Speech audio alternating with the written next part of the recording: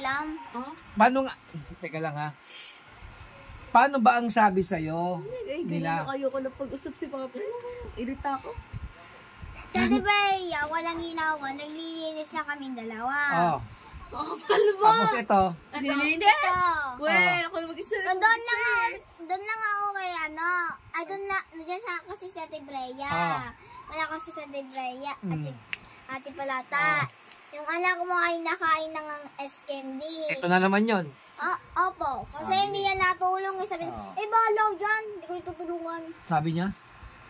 Ayaw kami Ito ang tanong ngayon. Bakit ka nga walang kilay ngayon? Saka pa bakit hindi ka pugi? Sumusuntok?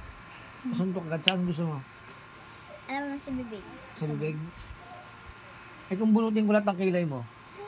Uy, tapa ka. Galit ka ba? Sa kapay. Sasampalin Bel, di ko malam kung ganit ka o hindi. Bella, wala kilay.